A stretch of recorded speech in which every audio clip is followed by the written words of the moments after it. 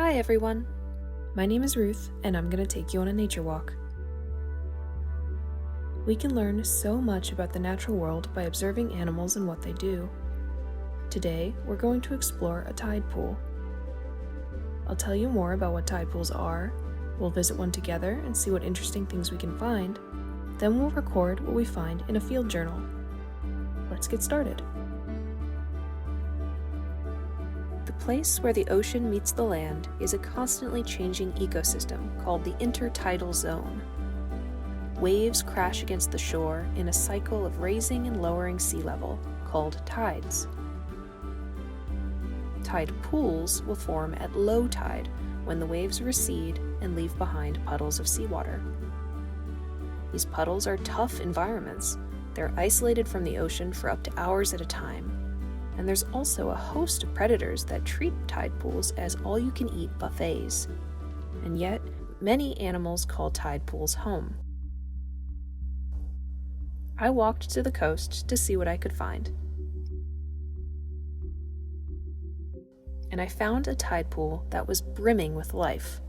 There was so much color, greens, reds, and yellows. And everywhere I looked, I found these little shells. These are periwinkle, a species of sea snail. Sea snails are different from land snails because they have gills like a fish, whereas land snails have lungs like we do.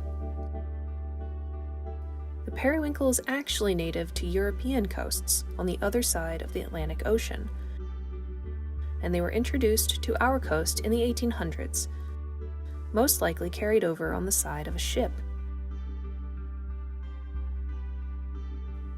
The periwinkles spend all their time grazing on algae, scraping it off of rocks and grasses with their snail tongues, called radula.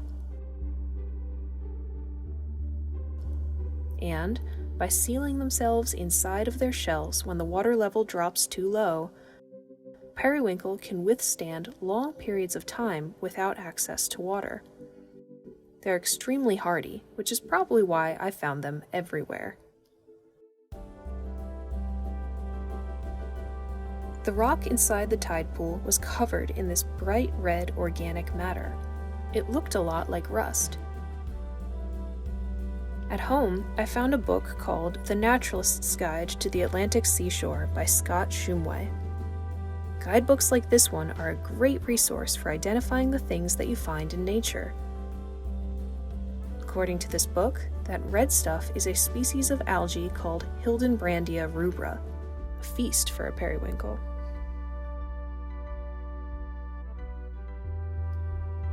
Now that I've taken some time to get to know the periwinkle, it's time for me to add it to my field journal.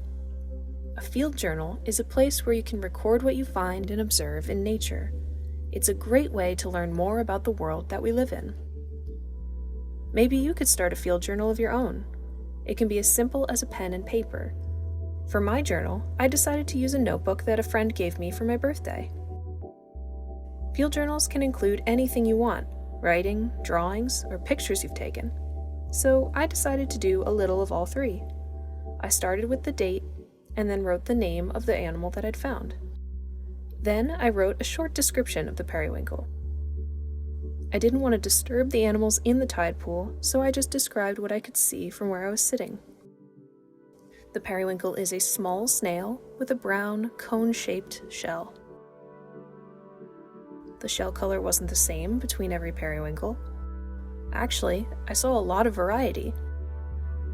Some of the shells were closer to a beige color than brown.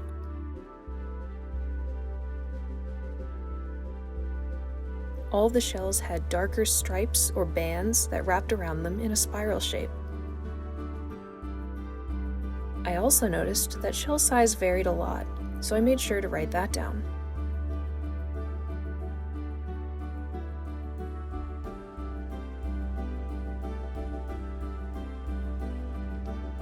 Next, I drew a sketch of the animal, and the periwinkle was a perfect model. It didn't move at all. It doesn't have to be the most detailed or perfect drawing. I just want to record the features that I think are important. So I focused on the shape of the periwinkle's shell. especially how the center spiral ends in a point.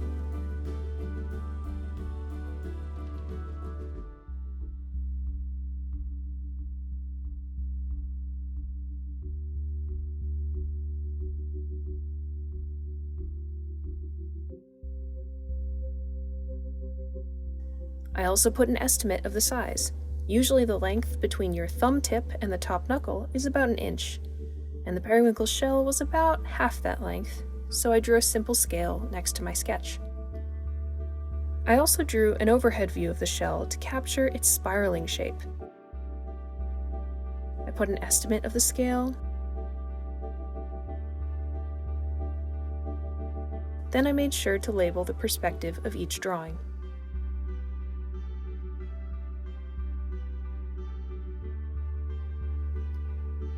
Finally, I added a notes section where I could include anything else that I noticed about the animal. I found periwinkles just about everywhere in the tide pool, but most of them were underwater, clustering together in the deepest cracks of the rock. I think that's probably because that part of the tide pool is least likely to dry out before high tide returns. It's also probably the best protection from predators. Also, although the periwinkles seemed to gather in groups, I didn't see any social interaction between them.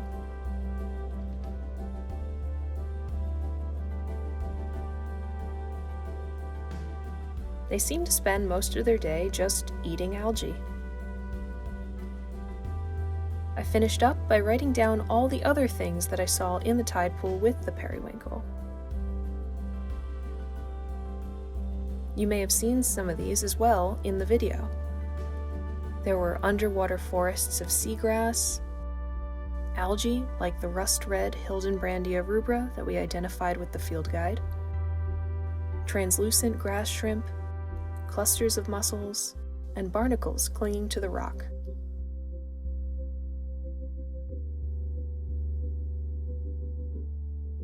Then I signed the entry at the bottom of the page, and that's it.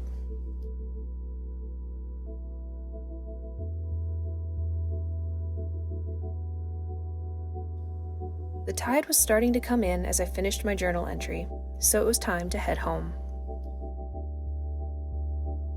If you decide to start your own field journal, feel free to share pictures of what you find. I'd love to see the cool things that you discover. Thanks for exploring with me today. I hope to see you again soon for another nature walk.